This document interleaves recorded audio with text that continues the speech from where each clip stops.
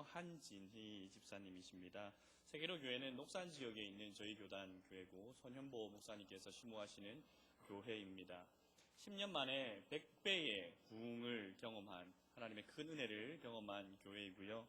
그 부흥의 중심에 목사님도 계시지만 하나님께 쓰임받는 많은 평신도 사역자들이 있었습니다. 그분 중에 한 분이 바로 한진희 집사님이시고요. 여기 소개를 좀 이렇게 뭘로 소개할까요? 이렇게 주셨는데요. 구역장 시작해서 11개 구역을 분가시키셨습니다. 교회 하나 세우신 거예요. 그죠? 중년교회. 그리고 전도 간증 사역 팀장으로 섬기시면서 지금까지 한 600여 교회에 간증하시면서 많은 성도들에게 도전과 또 전도에 대한 열정을 불어넣고 계신 한진희 집사님이십니다. 우리 나오실 때 우리 격려의 박수로 함께 맞이했으면 좋겠습니다.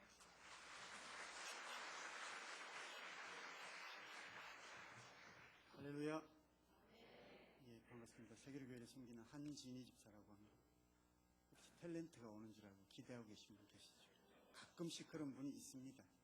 또 제가 와 있는데도 어떤 교회를 가면은 여자가 오는 줄 알고 강사가 왜 빨리 안 오느냐고 이런 교회도 가끔씩 만나기도 합니다. 저는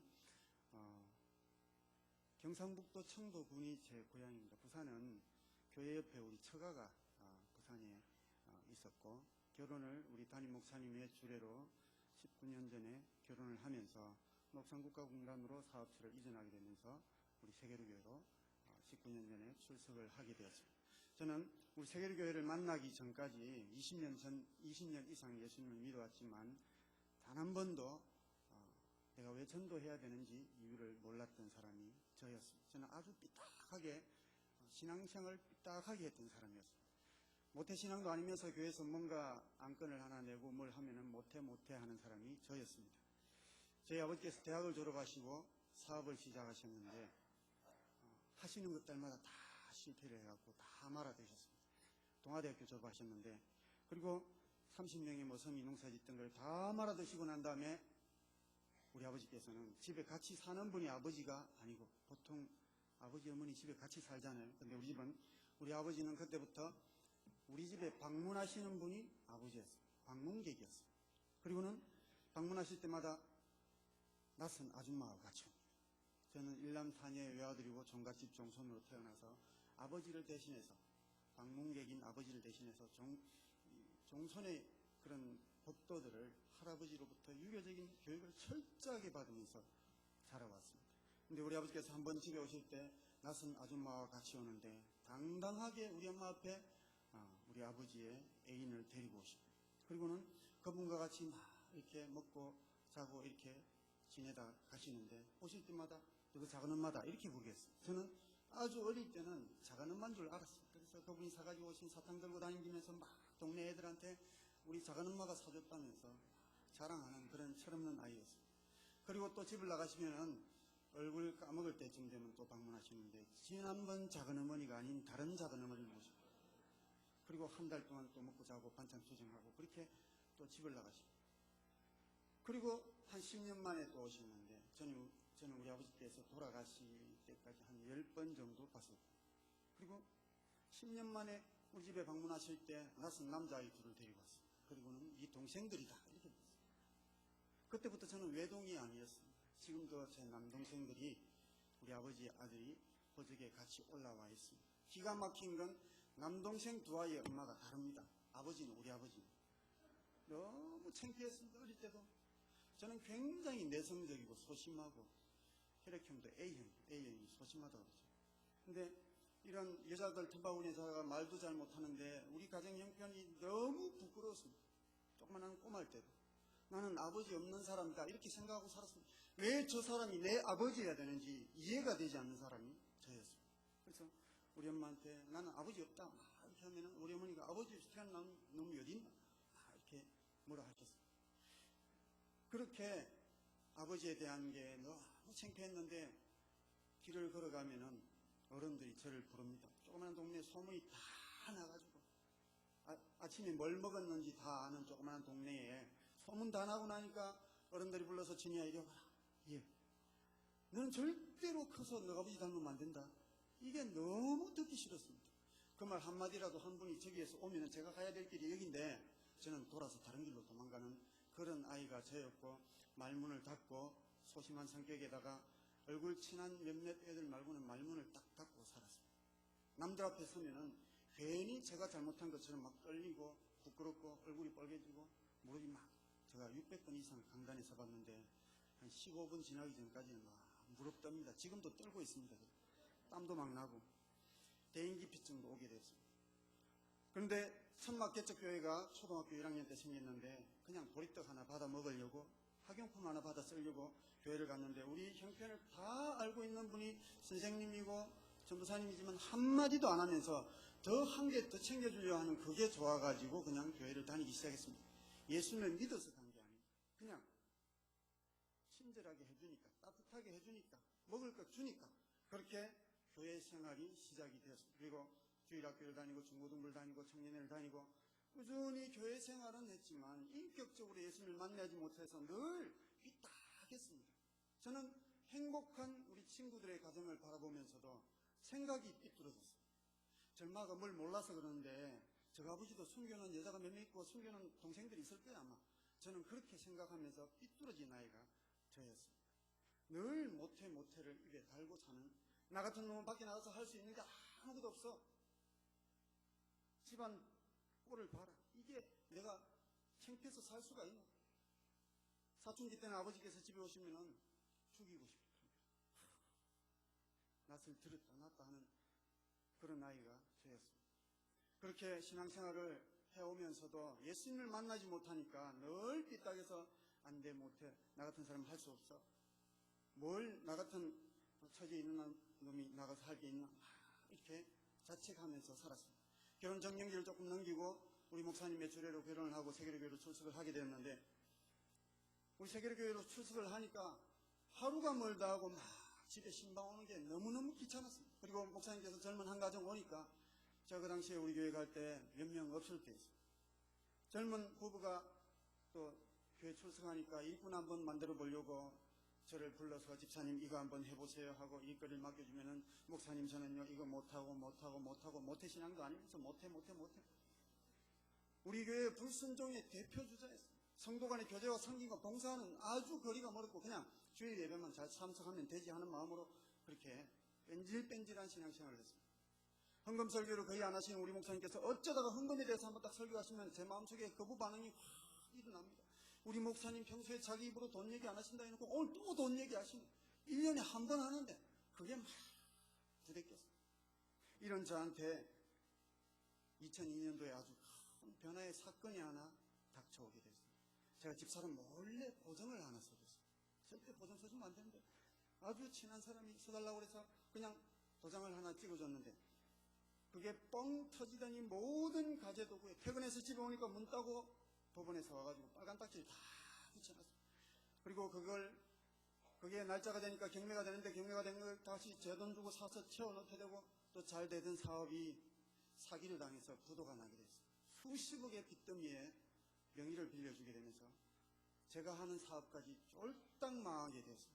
또다시 가재도구는 쓸만한 물건 전부 깍지가 붙고 경매가 되고 결국은 23평짜리 아파트도 경매 위기에 처하게 됐습니다. 날마다 빚독촉이 시달리게 있어요. 눈만 뜨면은 빚쟁이들이 새벽부터 와서 진치고 기다리고 제가 일하러 나가고 나면 그분들은 돌아가는 게 아니라 우리 집에 들어와가지고 거실에서 짜장면 시켜 먹고 저녁 시켜 먹고 제가 퇴근해서 올 때까지 집사람을 붙들어 앉혀놓고는 막 닥달하기 시작했습니다. 둘째 아이가 태어났는데 2002년도에 태어났는데 둘째 아이를 낳고 난 다음에 산후우울증을 조금 겪고 있던 집사람이 날마다 빚독촉이 시달리면서 우울증이 점점 심해지게 되었고 어느 날 퇴근해서 집에 들어오니까 불을 깜깜하게 꺼놨는데 불 켜니까 집은 난장판인데 서류 하나를 집어던지면서 당신하고는 더 이상 못 살겠다. 부부가 의논이라도 한마디 하고 뭘 일을 해야지 자기 마음대로 할 것 같으면 뭐 때문에 결혼했냐고. 집안을 이 모양 이 꼴로 의논 한 번 안 하고 일 처리해가지고 이 모양 이 꼴로 만들어가지고 어떻게 사느냐고. 나는 도저히 당신은 이해 못한다. 더 이상 서로 상처 주지 말고 갈라서자. 나는 못 살겠다. 당신하고 살다가 내가 숨 막혀 죽겠다.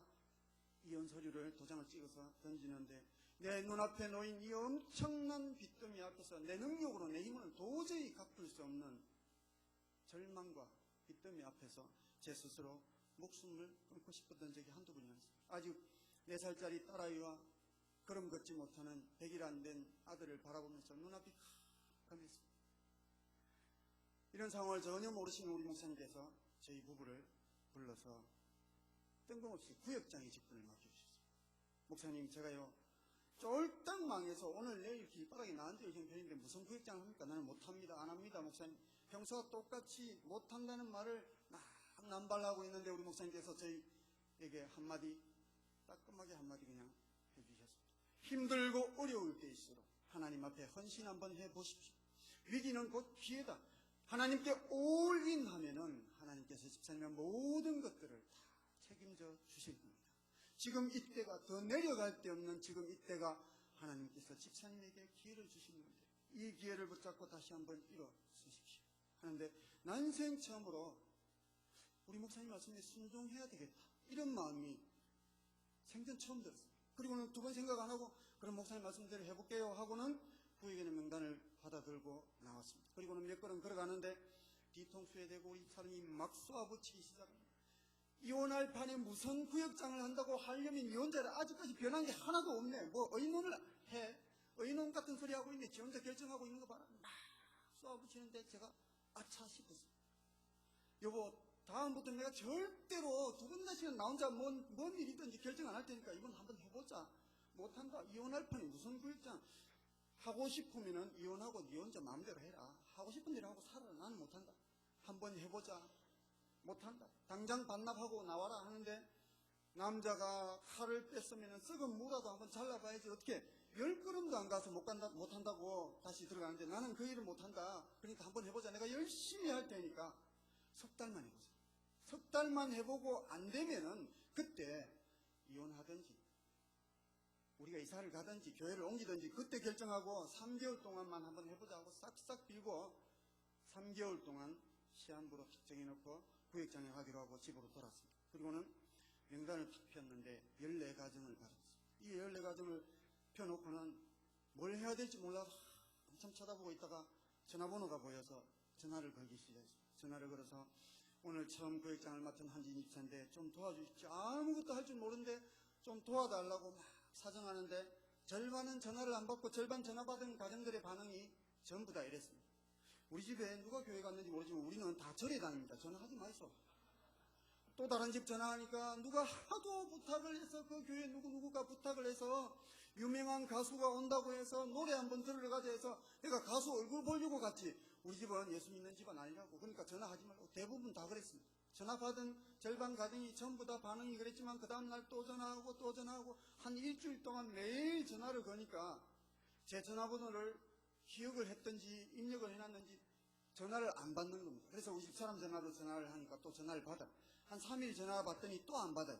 그래서 동네 공중전화를 막 돌아다니기 시작했습니다. 전화를 공중전화에서 하니까 다 받아요. 그래서 전화를 막 하면서 김생님 아내 이름, 아들, 딸 이름, 부모님 이름 다 불러달라고 하니까 그걸 다 남의 집 호구조사 해가지고 어디다 쓰려고. 제가요 당신들을 위해서 기도할게요. 새벽마다 하나님 앞에 나가서 축복 기도할게. 내가 복 빌어줄게. 복 빌어주는 게 뭐가 나쁩니까? 그러니까 이름이라도 불러달라고 매일 전화를 했더니 진짜인지 가짜인지 모르지만 이름을 일단 불러주더라고요. 그걸 다 받아 적었어요. 불러주는 대로 받아 적으니까 한 50명이 이랬어요. 그래서 이 50명을 두고 기도를 해야지. 새벽 기도 간다고 했으니까 해야지 하는데 저는 그 당시까지 20년 동안 교회 다니면서 한 번도 새벽 기도를 가본 적이 없어요. 시골에서 할머니, 할아버지 한 10몇 명 다니는 교회에 다니면서 한 번도 새벽 기도를 안 가봤습니다. 그래서 몇 시 하는지 몰라가지고 교회 사무실에 전화하니까 새벽 5시부터 한다고 그래서 4시 50분에 가서 앉아있으니까 불을 켜고 찬송을 막 하시더라고요. 그리고는 새벽 5시쯤 되니까 목사님이 올라오셔가지고 20분 동안 설교를 막 하시는데 저는 설교가 하나도 안 들렸습니다. 그래서 저는 기도한다고 했으니까 정말 기도해야지 하고는 명단을 펴놓고는 목사님 설교하시는데 그냥 명단만 바라보고 외우려고 막 바라보고 있는데 목사님께서 20분 설교하시고 난 다음에 여러분 기도 제목을 막 주시면서 이 공적인 기도 제목을 가지고 통성으로 기도하고 개인적으로 기도하시다가 돌아가겠습니다. 주여 삼창하면서 기도하겠습니다 하면서 주여 하는데 갑자기 불을 확 끄더라고. 저는 보려고 명단을 펼쳤는데 이름이 기억이 안 났습니다. 제가 사람 이름을 잘 못 외웁니다. 아무리 기억을 하려고 해도 이름이 기억 안 나서 명단을 펼쳐놓은 걸 휴대폰을 꺼내들고 휴대폰 불빛으로 희미하게 보이는 그 불빛을 이름을 바라보면서 하나님 앞에 막 부르짖기 시작했습니다. 생전 처음 새벽기도 갔는데 전부 다 옆에 앞에 뒤에서 목이 터져라 막 고함 치길래 저는 새벽기도를 그렇게 하는 줄 알고 저도 같이 따라하기 시작했습니다. 기도 제목 4줄 딱 적어가지고 하나님 아버지 풍림 아파트에 몇 동 몇 호에 박가무계 선생님 사는데 우리 교회 나와서 예수 믿고 신앙생활 잘할 수 있게 해달라고. 그 다음에 아내 이름 부르고 자녀 이름 부르면서 똑같은 기도 제목을 내용은 똑같이 이름만 바꿔가면서 막 기도하는데 한 2가정 기도하니까 한 8명쯤 기도하니까 막 배가죽이 땡기는데 얼마나 기도를 오래 했는 것 같은지 한 30분 40분 한 것 같아서 휴대폰을 펼쳐보니까 2분밖에 안 지났더라고요.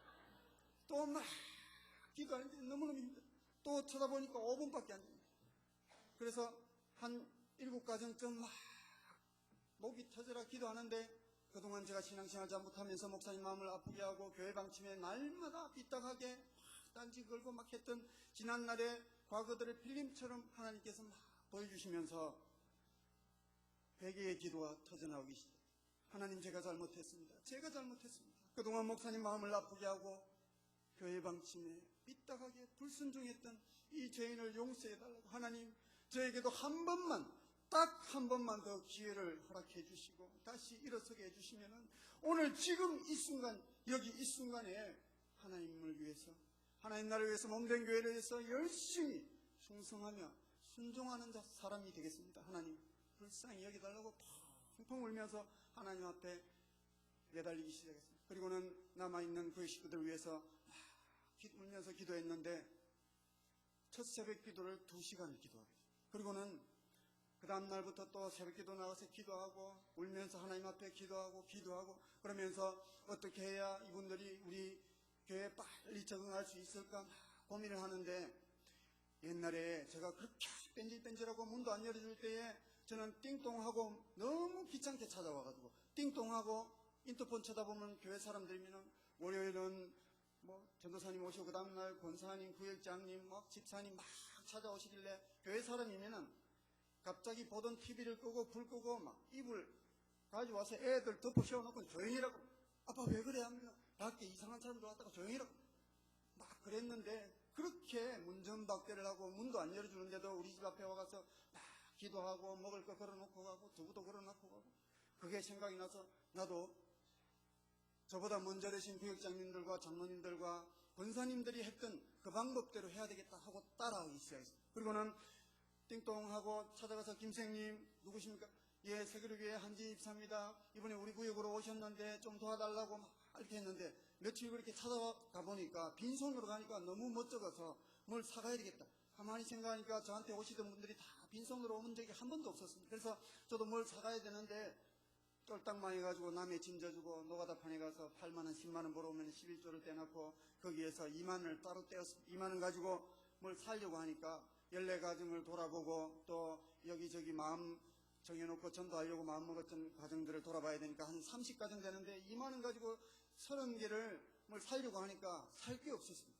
그래서 집에 들어가는데 노점에 우리 아파트 앞에 과일 노점 하시는 분이 밀감 한 박스 10,000원 적어놨길래 그걸 2박스 사가지고 집에서 까만 봉다리에 막 1,000원 나눠 담습니다. 그리고는 띵동하고는 김생님 이거 드시고 우리 교회 한번 오세요 하고 또 다 갖다 드리고 일주일 가고 2주 가고 한 달 가고 찾아가는데 한 달쯤 갔는데 띵동하니까 어떤 분이 문을 딱 열어주더니 제가 갖다 주었던 거 전부 다 들고 나오면서 우리 집은 밀감 알레르기 있었어요. 이거 먹지도 못하는데 이런 걸 자꾸 갖다 주냐고 하면서 막 바닥에 행기치니까 봉지에서 굴러나와서 떼굴떼굴 굴러가는데 그걸 다시 주워서 문고리에 걸어놓고 메모지를 붙여놓고 그러면서 저는 조금 뭐라 그러죠? 이 경상도 말로 유도리 그게 없어가지고 좀 뭔가 다른 품목을 바꿔가면서 하면 될 건데 돈 없다는 핑계로 맨날 밀감만 사다 줬더니 그래서 그 다음부터는 우리 그 권사님께서 운영하는 두부 공장에 가서 두부를 싸게 전도한다니까 싸게 줘가지고 두부 가지고 또 전도하고 꽃도 장미도 한 송이씩 도매 영궁에 가서 사가지고 한 송이씩 포장해가 갖다 드리고 그러면서 어떻게 하면 우리 교회 나오면은 빨리 말씀을 받아들일까 고민하다가 그때부터 목사님 이름으로 무엇이든지 목사님 이름으로 막 갖다 드리기 시작했습니다. 그러면서 목사님께서 하나님 말씀을 전하실 때에 쉽게 마음문을 열고 마음을 받아들이게 하려면 목사님과 좋은 관계, 목사님에 대한 좋은 이미지를 심어야 되겠다 생각하고는 그때부터 띵동하고는 똑같은 밀감을 갖다 드려도 이거는요 우리 목사님께서 주시는 거라고 우리 목사님이 김쌤 참 좋아하신다고 그 다음날 또 두부 갖다 드리면서 이거 오늘은 우리 목사님이 두부 갖다 드려서 해서 목사님 친구로 맞다고 그 다음날 화분 조그만한 거 가져서 우리 목사님이 또 우리 목사님 꽃을 너무 좋아하시니 또 김쌤 꽃 좋아한다니까 꽃 갖다 드려서 왔다고 뭐든지 목사님 이름으로 막 갖다 드리기 시작했습니다. 믿지 않던 남편들과 아내들은 처음에는 거부하고 싫어했지만 매일 그렇게 찾아가고 전화하고 문자 메시지를 보내고 생일과 결혼기념일을 알아놨다가 꽃이나 케이크를 보내드리는데 물론 생일 때 제가 케이크를 제 돈 주고 삽니다. 사가지고는 조그마한 케이크 15,000원, 18,000원짜리 사가지고 생일 카드를 제가 적습니다. 김생님 생일 진심으로 축하합니다. 세계교회 담임 목사 소년보혜가 사인 제가 대신하고 이렇게 해가지고 목사님 이름으로 보내드리고 그분들을 우리 집으로 초대해서 식사를 대접하고 찜질방 영화관도 같이 가고 영화를 너무 좋아하는 사람이 있다고 그래가지고는 영화도 티켓도 제가 사상까지 가서 진해 용원에 살 때 사상까지 가서 티켓 끊어와가지고 영화 티켓 그 봉투에다가 또 우리 목사님 사인 딱 해가지고 김생님 꼭 갔다 오시라고 우리 목사님이 김생님 영화 좋아한다는 그 얘기를 지나가는 말로 한마디 했더니 우리 목사님이 김생님한테 꼭 드리라고 해서 전해드리러 왔다고. 애 때문에 못 간다는 거 우리가 애를 보는 전문가다고 갔다 오시라고 우리 집에 막 애를 안고 와가지고 갔다 오라고 막 이렇게 해가지고 등 떠밀다시피 영화 보러 가게 만들었는데 남의 애 100일 안 된 애 보는 게 그렇게 힘든 줄 몰랐습니다. 저는 지금도 솔직하게 표현하면 우리 애들 말고 남의 애는 별로 안 좋아합니다. 하지만 한 가정을 주님께로 인도하기 위해서 그렇게 얘기해놓고는 내 애처럼 땀을 뻘뻘 흘리면서 봐주기도 하고 경조사가 생기면 내 가족처럼 밤을 새워서 도와드리면서 우리가 줄 수 있고 할 수 있고 나눌 수 있는 것은 무엇이든지 하면서 저는 제가 입만 열면 자랑 3가지를 했는데 예수님 자랑, 교회 자랑, 목사님 자랑 이 3가지는 빠지지 않고 하게 되면서 제가 변화된 간증들을 하기 시작했어요. 제가 그렇게 뺀질뺀질하게 신앙생활을 하다가 하나님을 만나고 신앙생활을 이렇게 적극적으로 하니까 너무너무 행복하다면서 제 변화된 예전의 과거들을 막 간증하니까 한 명 한 명 그분들도 마음문을 열어주었습니다. 이렇게 해서 첫 구역 모임을 할 때 6명이 썰렁하게 첫 구역 모임을 시작했는데 매일 전화해가지고 금요일까지 전화해가지고 금요일날 7시 반에 구역 모임 할 텐데 꼭 오십시오. 맛있는 거 해놓을 테니까 오시라고 우리 집 사람이 알아서 음식 준비한다는 걸 제가 월요일부터 금요일까지 매일 전화했더니 전부 다 온다고 부모님들도 다 모시고 오라고 했으니까 전부 다 예 해서 손꼽아 보니까 한 50명 넘을 것 같아가지고 우리 집 사람이 한 10명 음식 준비하는 걸 가지고 안 된다고 이거는 절대로 모자라서 안 된다고 음식 모자라면 큰일 나니까 넉넉하게 60인분 해라고 강제로 막 해가 시켰는데 7시 반에 아무도 안 왔습니다. 8시 돼도 안 오고 8시부터 전화 거니까 전화 다 끊었고 안 받았습니다. 8시 반에 안 오니까 우리 집 사람이 막 숟가락을 막 탁 치면서 뭐든지 변하지 않고 지 마음대로 결정해가지고 이 많은 음식 누가 다 먹을 거냐고 그래가지고 우리 동서한테 막 도움 요청해가지고 형님 우리 집에 맛있는 거 해놨으니까 가족들 다 데리고 오시라고 그래가지고 우리 가족끼리 동서하고 우리 가족끼리 썰렁하게 첫 구역 모임을 마치고 난 다음에 보름 동안 제가 두말 한 번 못하고 그 음식 그대로 다 먹었습니다. 그리고 난 다음에 오기가 생겨가지고 3개월 동안 아까 말씀드린 것처럼 매일같이 막 찾아다니면서 간증하고 교회 자랑하고 목사님 자랑하고 했더니 14가정이 3개월 만에 아이들까지 몽땅 다 데리고 우리 교회에 3개월 만에 다 출석을 하게 됐어요. 그래서 14가정이 아이들까지 합하니까 약 50명이 다 되니까 도저히 23평짜리 아파트에서는 구역 모임을 할 수가 없었습니다. 그래서 첫 번째 구역을 분리하게 됐습니다. 첫 번째 분가를 하면서 저희 동서가 제자훈련을 받고 난 다음에 동서에게 구역을 넘기고 저와 아내 단둘이 똑같은 방법으로 교회에 나오긴 나오지만 띄엄띄엄 나오는 그런 가정 한두 가정을 데리고 구역을 섬기기 시작해서 똑같은 방법으로 특별한 방법이 아니라 똑같은 방법으로 섬기기 시작해서 지난해까지 총 11개의 구역을 분가를 시켰습니다. 우리 교구에서 몇 년 전에 분가해 나간 구역장으로 분가해 나간 정집사님이라고 있습니다. 이분은 제가 서면에 네오스포 앞에서 사업을 할 때에 우리 사무실 앞에 조그마한 카센터를 운영하던 분이었는데 한 6, 7년 지나가지고 경남 진해 용원에서 만났습니다. 거리가 뭐 정확하게 제가 모르겠는데 한 3, 40km 정도 될 겁니다. 아니 이 먼 거리를 서면서 여기까지 출장을 왔습니까? 기름때 잔뜩 묻혀가지고 길 가다가 만났기 때문에 저는 출장 온 줄 알았어요. 아니 이먼 데까지 출장을 왔냐고 하니까 그게 아니고요. 몇 달 전에 여기로 이사를 다 왔습니다 하면서 명함을 한 장 주면서 어디 있으니까 꼭 시간 될 때 놀러 한번 오시라고 하는데 제가 오늘은 바빠서 못 가고 내일 퇴근하면서 한번 드릴게요 하고는 대충 설명 들은 대로 막 찾아왔는데 진해 용원이 옛날 지금처럼 발전이 안 되고 뭐 집이 몇 채 없을 때입니다. 그래서 웬만한 뭐 큰 길에 카센터는 제가 다 알고 있었습니다. 그래서 설명 들은 대로 찾아가니까 안 보였습니다. 전화를 5번 해서 찾아갔는데 카센터가 있으면 안 되는 곳이었습니다. 여러분 차가 좀 많이 다니는 큰 길에 카센터가 있어야 장사가 될 건데 이분은 무슨 마음으로 그 길을 차려놨는지 골목 3개 안에 건물 때문에 카센터 보이지도 않는 골목 안에 카센터를 차려놓고 제가 내리니까 여기가 장사 이렇게 안 되는 줄 알았으면 내가 그냥 섬에 있을 건데 괜히 사러 왔다면서. 근데 제 마음속에 쥐가 이상한데 차려놨구만 이런 마음이 들었습니다.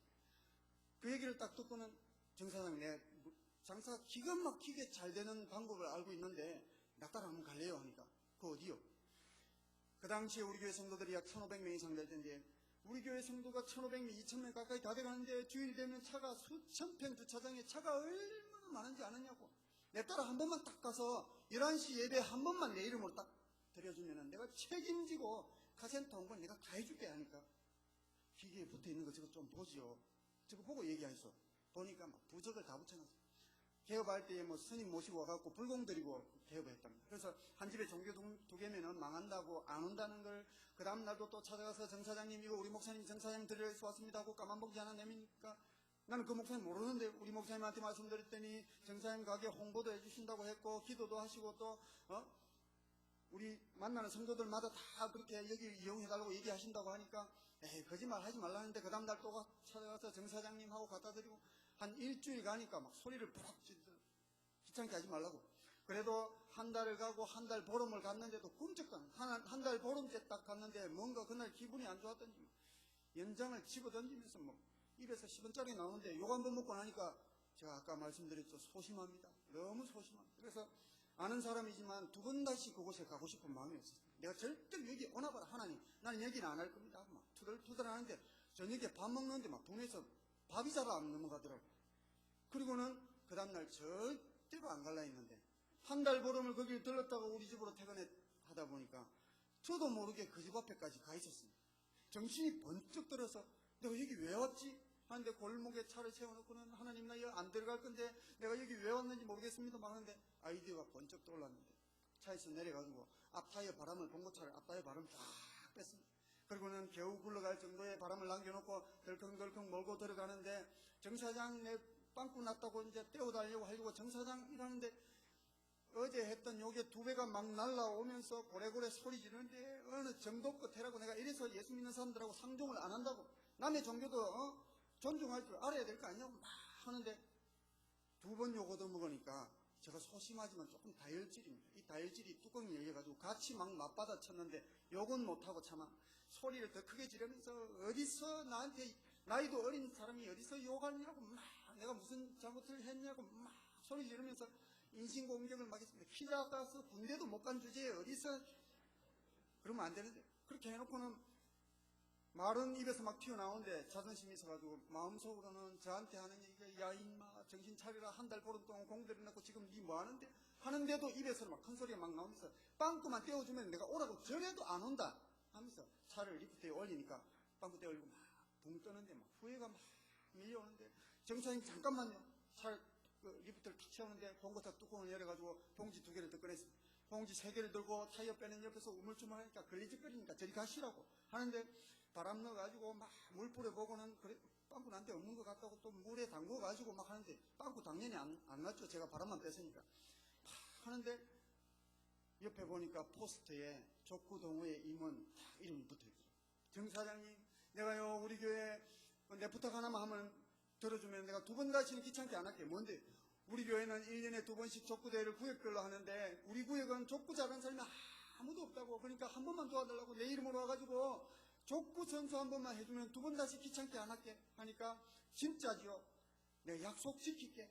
이러는데 그 다음날 가서 또 찾아가고 3일 남았습니다. 이틀 남았습니다. 막 찾아보고 토요일날 또 찾아가고 주일날 모시러 올게요 하고는 주일날 모시고 교회 가는데 얼마나 기쁜지. 교회 가서 예배를 드리고 구역 식구들하고 이제 족구할 마음에 막 들떠 있는데 예배를 드리는데 의자에 앉아 있는데 막 우는 소리가 들려요.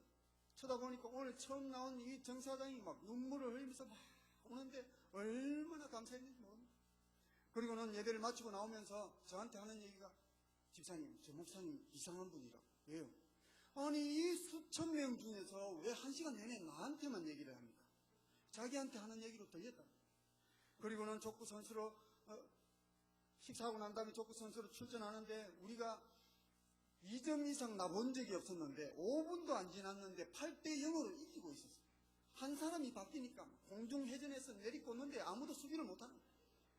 그런데 상대편이 얼떨결에 수비해가지고 우리 쪽으로 공격이 넘어오니까 우리 구역 집사님들이 저한테 개발 족구할 때마다 저보고 개발이라고 하거든요. 제 별명입니다. 오늘부터 족구 대회를 하는데 족구할 때마다 온 교인이 소문난 개발입니다. 그래서 우리 구역 식구들이 다 그러는데 전부 다 저 닮아가지고 우리는 한 번도 예선 통과해 본 적이 없습니다. 그런데 자기 쪽으로 넘어오는 공을 머리로 탁 띄워주면 가운데서 또 한 명이 발로 딱 스트라이크 넣기 좋게끔 딱 띄워줘야 되는데 우리 집사님들이 머리를 써야 될지 발을 써야 될지 몰라가지고 우물쭈물 하다가 8대1, 8대5, 8대7까지 가니까 실수한 집사님 밀어내고 9대8로 역전되니까 다 나가라고 내가 살다 이렇게 개발전 처음 봤네. 다 나가라. 내 혼자 해도 이것보다는 낫겠다. 팀워크가 무너지니까요. 우리는 8점이 전부 다 했어요. 세트 스코어 2대0으로 그냥 예선 탈락을 했습니다. 저는 교회 가서 소리 안 한다고 했지만 또 가서 예선 통과하고 나면 16강, 8강, 4강 이렇게 하려고 했는데 한 방에 떨어지니까 너무너무 허탈했습니다. 근데 상대편하고 악수하고 우리 집사님들한테 큰 소리 쳐서 미안하다고 악수하더니 저한테 오더니 분이 안 풀려가지고 씩씩거리기 시작하는데 부역장님 나는요 도저히 이대로 못 넘어가겠다고 참으라고 뭐 저 집사님들도 뭐 그렇게 뭐 실수하고 싶어서 했거든요. 이게 재미로 하는 거지 됐다고 수고했다고 하니까 나는요 지고는 못 삽니다. 다음 주에 우리 회원 2명 더 데리고 올 테니까 한 번만 더 뛰게 해달라고. 데리고만 오면 책임지고 내가 팀을 만들어 놓을 테니까 데리고 오시라고 했더니 진짜로 주일날 2명 전도해서 예배에 참석을 했습니다. 저희는 운동경기를 지금부터 겨울 직전까지 하는데 매주 운동경기를 하는 이유가 전도를 위해서입니다. 실제로 선수로 출전할 수 있는 자격은 11시에 예배만 참석하면 무조건 선수 자격이 주어집니다. 그래서 선수 자격은 11시 예배만 참석하면 된다 했더니 10시 반부터 2명 전도해서 데리고 와서 앉아서 예배를 딱 드리고 밥 먹고 난 다음에 족구 선수로 출전하는데 우리 구역은 탈락했지만 우리 교구에 양해를 구하고 전도를 해야 되니까 꼭 좀 뛰게 해달라. 상금은 너가 다 해라 하고는 선수 3명이 뛰니까 16강 가볍게 통과하고 8강 통과하고 4강 통과하고 족구하려고 자기 발로 2명 전도해서 4주 연속으로 예배를 참석을 했습니다. 그리고는 준우승을 했습니다. 준우승을 하고 상금 저한테 가져오는데 저쪽 구역 거라고 주고 수고했다고 막 하니까 구역장님 나는요 교회가 이렇게 행복한 데일 줄 몰랐다고. 나는 내 행복이라고 여태까지 생각했던 거는 빨간 날만 되면 아침 일찍 일어나가지고 조기 축구에 가가지고 축구 한 게임 하고 소주 한 잔 마시고 족구하러 가서 또 맥주 한 잔 마시고 하루 종일 운동하고 술 마시고 이렇게 하다가 오후 3시쯤 돼서 집에 들어가서 샤워 쫙 하고 난 다음에 오징어 땅콩 맥주 사다 놓고 TV 켜놓고 방바닥 뒹굴거리면서 TV 채널 돌리는 그게 내 피로를 일주일 동안 쌓였던 피로와 스트레스를 푸는 방법이라고 생각했는데 교회에 나와서 하나님 말씀 듣고 성도들과 교제하면서 운동하는 것이 이렇게 좋은데 천국 같은 곳이 여기에 있는데 왜 서면에 있었다면 나한테 교회 가서 소리 한 번도 안 해봤습니까? 이렇게 얘기를 합니다. 믿음은 들음에서 나고 들음은 그리스도의 말씀으로 말미암기 때문에 우리 목사님 말씀이 늘 하시는 말씀이 할 수만 있다면은 하나님의 말씀이 선포되는 예배의 자리에 데려와서 앉혀서 말씀을 듣게 하는 것이 우리의 임무다. 강군하여 데려다가 내 집을 채우라고 말씀하신 그 말씀을 지키고 행하라. 저희들에게 늘 말씀하십니다. 그러면서 이 정사장이 우리 교회에 탁 나와가지고는 매일 그 다음 주 되니까 애들하고 와이프하고 몽땅 데리고 내 가족 다 우리 교회 출석하게 됐고 그 다음 주 되니까 장모님 모셔오고 처남 모셔오고 넷째 형님이 막 뼈가 썩어 들어가는 병이 있는데 큰형님도 잘 사는 큰형님도 돈 들어간다고 멀리하는 동생인데 막내이면서 우리 넷째 형님 몸 불편하면서 혼자 사는데 넷째 형님부터 구원받아야 된다면서 토요일마다 남해까지 내려가서 모시고 오면서 우리 목사님이 형님 치료받으라고 보건병원에 치료비 다 기사 내놨다면서 자기 돈 주고 치료비 주고 보건병원에서 치료받게 하고는 주일날 교회 모셔오고 또 남해 모셔드리고 이걸 6개월 동안 막 하면서 넷째 형님도 우리 교회에서 세례를 받았고 어느 날 오일 교환하려고 제가 퇴근하면서 카센터를 갔는데 차에서 딱 내리니까 구역장님 조금만 기다려주세요 하면서 막 뛰어가는데 보니까 양손에 봉지를 까만 봉지를 들고 막 뛰어가더니 앞집에 식당 문을 딱 열고는 사장님 이거요 우리 목사님이 사장님 갖다 드려서 왔습니다. 옆집 문을 열고 사장님 이거 목사님 제가 써먹는 방법을 똑같이 써먹으면서 그대로 복음 전하고 있었어요. 가게에 부품을 공급하는 사람 또 손님들 막 전도하면서 이 정동호 집사님이 우리 교회에 나온 그날부터 작년까지 전도한 사람이 600명을 전도를 했어요. 정동호 씨 가정을 통해서 우리 교회에서 세례받은 사람만 약 70명이 세례를 받았고 몇 년 전에는 우리 교회에서 안수집사의 직분과 구역장의 직분을 동시에 받아서 몸된 교회와 하나님 나라를 위해서 열심히 충성 봉사하는 그런 우리 교회 소중한 일꾼이 되었습니다. 저는 아까 말씀드린 것처럼 우리 손일보 목사님의 주례로 교련을 했지만 너무너무 말 안 듣는 뺀질한 사람이 있어요. 구역 모임에 한 번도 참석 안 했고 구역장이 누군지 몰랐고 알려고 생각지도 안 했고 나 혼자만 잘 믿으면 된다는 그런 생각을 했고 성도 간의 교제, 성김, 봉사는 나하고 거리가 멀고 특히 전도는 하나님으로부터 특별하게 능력을 받은 사람, 하나님으로부터 부름을 받은 사람, 하나님으로부터 특별한 은사를 받은 그런 사람들만 하는 것이 전도인 줄 저는 그때까지 알았습니다. 이런 제가 우리 목사님과 함께하는 제자훈련을 받게 되었는데 제자훈련을 받으면서 목사님의 말씀을 듣게 되었는데 하나님께서 성도인 저에게 가정을 주시고 물질을 주시고 건강과 자녀와 내가 이 땅에서 누릴 수 있는 모든 것들을 다 누릴 수 있도록 하나님께서 저에게 맡겨주신 딱 한 가지의 이유는 하나님의 관심인 이 복음을 전하는 데 사용하라고 우리 주님의 피 맺힌 소원이요 유언이요 마지막 부탁이요 명령인 이 복음을 전하는 데 사용하라고 성도인 저와 여러분에게 하나님께서 우리가 이 땅 가운데 잠시 잠깐 있을 동안에만 맡겨주셨다는 사실을 우리 목사님 가르침을 통해서 뒤늦게야 깨달을 수 있었습니다. 그리고는 제자훈련 때 우리 목사님께서 황 권사님의 고추밭 사건을 간증을 해 주셨습니다. 혹시 아세요? 예. 그렇게 말 안 듣는 우리 권사님이 고추밭이 다 뽑히고 난 다음에 권사님 오늘 지금 이 순간에도 예수를 믿지 않고 눈을 감으면 100% 지옥 가는 저 영혼들이 안타까워서 하나님 앞에 나와서 애간장이 녹도록 그들을 구원해달라고 하나님 앞에 기도 한번 해보신 적이 있습니까? 그런데 그까지 다 아무것도 아닌 고추 때문에 가슴이 떨리고 심장이 떨리고 치가 떨려서 정신까지 잃고 말도 못하는 그게 성도고 그게 직분을 가진 권사의 모습입니까? 하시는데 그 말씀이 하나님께서 저에게 하신 말씀처럼 들려왔습니다. 그리고는 제 안에도 분명히 뽑아내야 될 고추밭이 존재하고 있음을 깨닫게 해주셨습니다. 한 가지는 20년 이상 교회 다니면서 단 한 번도 하나님의 관심이 어디에 있는지 몰랐던 복음 전하지 못했던 고추밭이 여기에 있었고 또 한 가지는 20년 이상 교회 다니면서 늘 교회 방침에 목사님 말씀에 불순종했던 불순종의 고추밭이 여기에 있었습니다. 저는 이 두 가지를 뽑아내기로 결단을 했습니다. 그리고는 목사님과 같은 방향을 바라보기 시작했고 같은 목표와 같은 비전을 품고 같은 기도를 하게 되었고 비진리가 아니면 무조건 목사님 말씀에 교회 방침에 저는 순종하기로 작정을 했습니다. 이렇게 작정을 하니까 모든 일들이 저한테 은혜가 되었고 감사가 되었습니다. 부족하자면 교회와 하나님 일이면 제가 제일 먼저 하고 싶었고 한밤중이든 새벽이든 목사님께서 시키시는 일과 교회 일이면 저는 이유를 불문하고 너무너무 기뻤습니다. 우리 목사님께서 늘 하시는 말씀 중에 하나가 저는 수백 번도 더 들었습니다. 전도가 가장 쉽다. 복음 자체가 능력이기 때문에 나가서 전하기만 전하면 때가 되면 하나님께서 열매 맺게 하실 것이다. 나가서 복음을 전하라. 전도가 어렵다고 하는 것은 전하지 않기 때문에 어려운 것이다. 전하기만 전하면 때를 따라서 하나님께서 반드시 열매를 주실 것이다. 나가서 전하라. 수백 번도 더 들었지만 저는 이 말씀이 저에게 들리지가 않았습니다. 그런데 그제서야 그 말씀이 듣기 시작했습니다.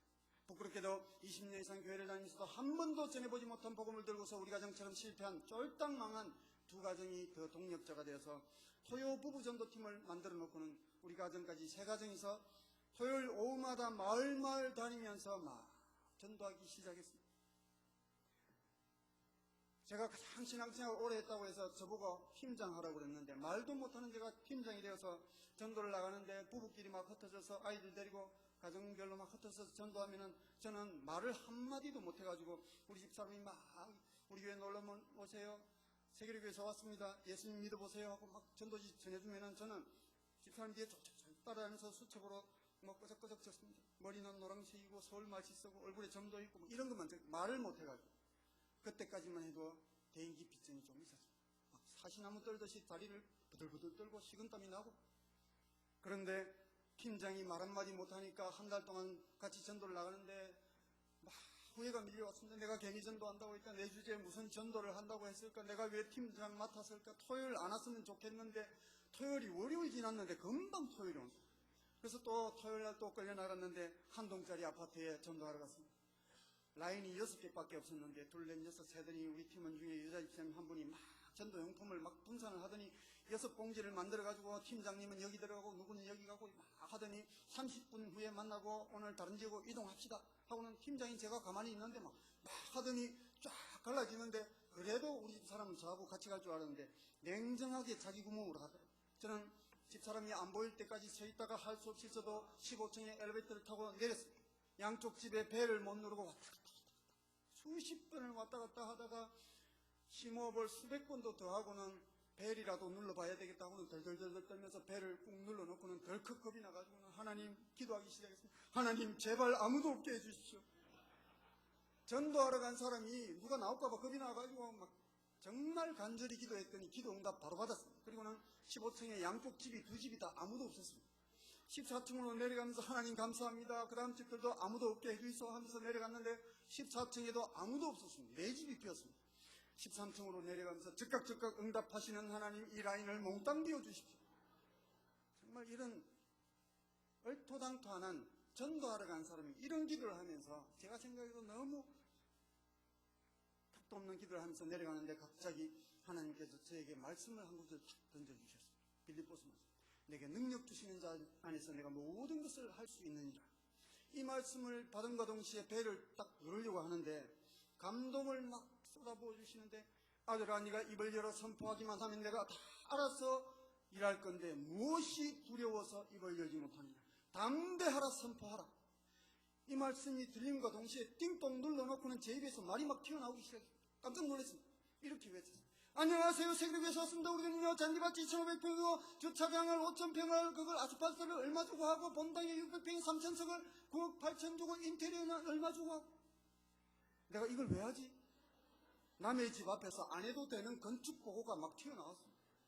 막으려 해도 다무러지지가 않았습니다. 저는 우리 목사님께 지금도 늘 감사한 것 중에 하나가 제가 그렇게 말한다 듣고 뺀질뺀질하고 건축의 건자도 모르고 30대 초반인 어린 저한테 11명의 건축위원 중에 한 명으로 저를 세워주셨습니다. 우리 목사님이 지금도 저희가 6,000석짜리 예배당을 건축하는데 총 5번 건축하는데 제가 4번을 건축위원으로 있었습니다. 한 번은 제가 오기 전에 건축을 했기 때문에. 그래서 부족한 저한테 건축위원으로 세워주신 게 지금도 늘 감사합니다. 건축 보고를 하는데 식당 건축 보고하고 어린이집 건축 보고하고 교육관 건축 보고 마지막까지 다 하고 나니까 할 게 없으니까 다 하고 나니까 입이 탁 다물어지더라고요. 그러면서 바로 이어서 한마디가 툭 튀어나왔는데 제 의지가 아닙니다. 그 한마디가 지금의 저를 있게 했어요. 이렇게 외쳤어요. 예수님 한번 믿어보세요. 너무너무 좋습니다. 툭 튀어나온 이 한마디가 너무너무 기뻤습니다. 말로 표현할 수 없는 기쁨이 가슴 밑에서 샘솟듯이 막 올라오는데 희열 소름 돋도록 희열이 막 올라오는데 너무너무 기뻤습니다. 13층에 아무도 없었지만 저 혼자 외쳤지만 너무 기뻤습니다. 세상 속에서 난생 처음으로 예수님을 제 입으로 시인했던 순간이었습니다. 그리고는 두려움이 싹 사라졌습니다. 12층, 11층 내려가면서 그때부터는 건축 보고가 아니고 제 입에서 신기하게도 복음이 막 튀어나오기 시작했어요. 예수님 믿어야 천국 갈 수 있습니다. 예수 믿고 천국 갑시다. 우리 목사님 말씀, 생명의 말씀이 있는데 그 말씀 듣고 예수 믿읍시다. 인간은 언젠가는 한 번은 이 땅을 떠나는데 예수 믿어야 심판을 면할 수 있습니다. 막 소리 지르는데 제가 감정이 너무너무 막 고조돼가지고 감정이 통제가 안 돼가지고 쩌렁쩌렁 울리도록 하는데 7층에 아주머니가 문 열고 애 안고 문 열어주다가 놀래가지고 미친 사람이 안에서 문고리를 탁 끌어잡는 거예요. 4층쯤 내려왔는데 저보다 더 큰 소리로 위층에서 어떤 아저씨가 욕을 하면서 야 이 미친 새끼야 거기 좀 서 있어봐라. 내가 밤새도록 야간하고 와가지고 이제 잠 좀 자려고 하는데 복도에서 30분 내내 떠들면 누군지 낯짝 한번 보자 다다다다다 뛰내려 놀래가지고 저도 막 도망내려. 뒤에는 잡으러 오고 로비에 가니까 경비 아저씨 2명이 잡으러 끌려갔어. 경비실에 갔는데도 인터폴이 막 빗발치듯이 누구 밥줄 끊으려고 작정을 했냐고. 공동현관 문 열어주는 것만 해도 감사해야지 막 하면서 자기들이 뭘 적더니 전도용품을 뺏고는 지장 찍고 나가라고. 보니까 다시는 이 아파트 방문 안 한다면서 거기 지장 찍고 쫓겨났어. 그렇게 쫓겨났는데도 너무너무 기뻤습니다. 이 복음을 전하지 않고는 견딜 수가 없는 뜨거움이 제 가슴속에 확 들어왔는데 만나는 사람마다 복음을 전하고 토요일마다 복음 전하고 토요일에 잠깐 오후에 전도하니까 일도 전도 제대로 안 돼가지고 복음을 전하는 하나님 일에 우선순위를 두기로 결정을 하고는 가게 문을 걸어 잠그고 전도용품을 오전엔 정성스럽게 포장하고 오후에 만나서 팀들과 같이 복음을 전하고 월요일부터 토요일까지 하루도 안 빠지고 매일같이 복음을 막 전했는데도 하나님께서 우리 가정에는 열매를 안 주셨습니다. 다른 두 가정은 갈 때마다 우리는 내일 2사람 모시고 오겠다 하면 그 다음날 주일 되면 진짜 2사람 모시고 오면서 입이 귀에 걸려가지고 막 목사님한테 인사시키고 하는데 너무너무 부러웠는데 10달 동안 열매를 한 명도 하나님께서는 허락치 않았습니다. 제가 낙심하고 털썩 주저앉아가지고 제가 제 모습을 바라보니까 그래 내가 분수가 넘었다. 내 같은 놈이 무슨 복음을 전한다고. 제 상황은 변화된 게 전혀 없었습니다. 여전히 수십억의 빚더미에 올라앉아서 새벽부터 빚독촉 받는 나 같은 놈이 복음 전하는데 예수 믿어서 저렇게 됐다고 남들이 손가락질 할 거 아니가. 내가 분수도 모르고 이 귀한 복음을 들고 설쳤구나. 잘난 사람, 많이 배운 사람, 성공한 사람들이 해야지 왜 나 같은 사람이 복음 전한다고 설쳐가지고 방해꾼이 됐을까. 이런 마음이 쑥 들어오니까 털썩 주저앉으니까 말씀도 들리지가 않았습니다. 그렇게 2달을 낙심하고 앉아있는데 10월 중순에 목사님께서 설교하시는데 귀가 번쩍 뛰었어요. 낙심하지 말라, 포기하지 말라. 무엇이든지 하나님의 이름으로 포기하지 않는 자, 끝까지 행하는 자에게 마침내 하나님께서 함께함을 경험할 것이다. 다시 일어나라.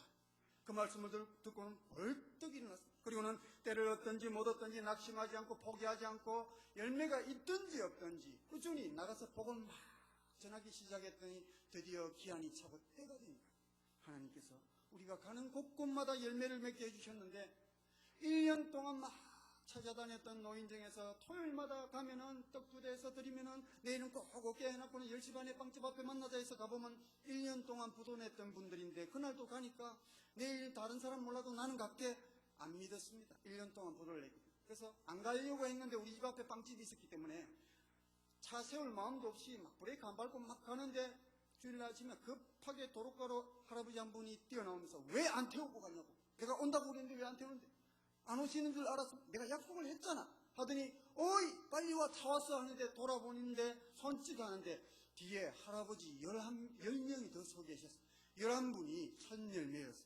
11분을 제 봉고차에다가 싣고 모시고 가는데 막 날아갈 것처럼 기뻤습니다. 목사님 앞에 가서 목사님이 들리지도 않는데 주차장에서 목사님 저도 전도해왔어요. 목사님 기도해달라고 한 번 한 번 안수받게 하고 예배 시간 눈물을 펑펑 흘리면서 기도를 하고 그러면서 이 11분을 첫 열매로 시작해서 드디어 2005년도에 막 전도가 되기 시작하는데 2005년 1년 동안에 저희 부부가 그동안 1년 동안 다녔던 그 모든 지역에서 전도되기 시작했는데 1년 만에 360명을 전도를 했습니다. 그의 259명의 세례자 중에서 우리 교회에서 우리 부부를 통해서 31명이 세례를 받아서 우리 교회에서 그의 전도왕으로 성지순례 티켓도 받아서 성지순례도 2번이나 갔습니다. 그리고는 2006년에 200명, 그 다음에는 280명, 그 다음에는 340명, 그 다음에는 487명 이렇게 전도하게 되면서 2004년도부터 본격적인 전도를 하기 시작해서 1년 동안 열매가 없었지만 포기하지 않고 낙심하지 않고 복음을 전했더니 작년까지 전도한 사람이 3,980명을 전도를 했고 저희 부부를 통해서 약 518명이 우리 교회에서 세례를 받았습니다. 복음을 전하기 전에 우리 가정은 사업 실패와 빚더미로 인해서 날마다 부부싸움을 하고 결국은 이혼의 직전까지 가정이 깨어질 위기까지 가게 되었지만 목사님 말씀에 순종해서 위기를 기회로 삼고 어려움 중에도 구역을 섬기며 복음을 전하면서 하나님께서는 우리 가정에 피할 길을 열어주시고 더 좋은 것들로 채워주시며 빨간 딱지 붙어있던 23평 진해 용운의 조그마한 23평 아파트에서 명지에 34평의 새 아파트로 이사할 수 있도록 제 사업에도 하나님께서 복을 주셨고 또 토요일에 장사를 안 했지만 주일까지 장사하는 사람들보다 더 많은 거래처, 더 큰 거래처를 하나님의 방법으로 직접 연결해 주시는 그런 기적의 은혜도 체험하게 해주셨고 제 어린 아들이 선천적으로 엄지손가락이 이렇게 굽어서 펴지지 않는 기형으로 태어났습니다. 그래서 7살쯤 되니까 어린이집을 안 가려고 그래서 부산대학병원에서 정밀 진단을 받으니까 한 2시간 정도 정신마취하고 수술을 하면은 정상적으로 사용할 수 있다고 해서 수술 날짜를 딱 잡아놓고 있는데 수술 일주일 앞두고 일산든든한교회 장영희 목사님의 신일 집회가 우리 교회 1차 집회가 있었는데 마지막 날에 3박 4일 동안에 마지막 날에 엄청난 기적이 일어나면서 마지막 날에 의사의 손길이 아닌 하나님의 손길로 우리 아들의 손을 쫙 펴주시는 이런 기적의 은혜도 체험할 수 있도록 복음을 전할 때 체험할 수 있도록 은혜를 베풀어 주셨고 험한 일을 하면서 만성적으로 허리를 다쳐서 허리와 무릎이 아파서 늘 진통제를 먹지 않으면 잠을 이룰 수 없는 제 몸의 모든 통증도 우리 아들이 치료받는 그 순간에 말끔하게 치료를 해 주셨습니다. 11조도 처음보다 3배 이상 더 많이 드릴 수 있도록 은혜와 복을 주셨고 무엇보다도 이 부족한 사람이 못나고 모자란 사람이 우리 세계로교회에서 안수집사의 직분으로 섬길 수 있도록 귀한 직분을 허락해 주셨고 교구장으로 구역장으로 방송부장으로 또 전도관정 사역팀장으로 이렇게 섬길 수 있는 기회를 허락해 주셨습니다. 올해는 장로로 피택되는 그런 귀한 은혜도 저에게 베풀어 주셨습니다. 무엇보다도 섬김과 헌신과 봉사의 기쁨을 맛보게 되었고 복음을 전하면서 예수 믿는 것이 얼마나 기쁜 것인지를 온몸으로 삶을 통해서 체험할 수 있도록 허락해 주셨습니다. 저는 앞으로도 우리 하나님의 관심인 이 복음을 전하는 일, 우리 주님의 피 맺힌 소원이요 유언이요 마지막 부탁이요 명령인 이 복음을 전하는 일에 하나님께서 저를 이 땅에서 불러가시는 그날까지 두 발로 더 열심히 뛰면서 전할 것을 다짐하면서 이 모든 영광을 살아계신 우리 하나님 아버지 앞에 올려드립니다. 감사합니다.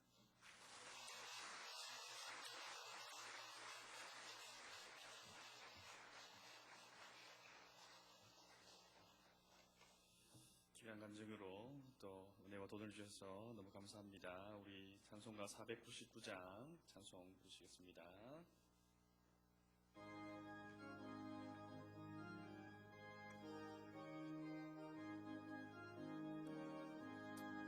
무감에 사는 백성들을 보라 수많은 심령 멸망하겠네 그 누가 갈까 주의 복음 들고 생명을 구원하는 곳으로 큰 권세 주께 있으니 큰 권세 주께 있으니 너는 가서 주의 복음 전하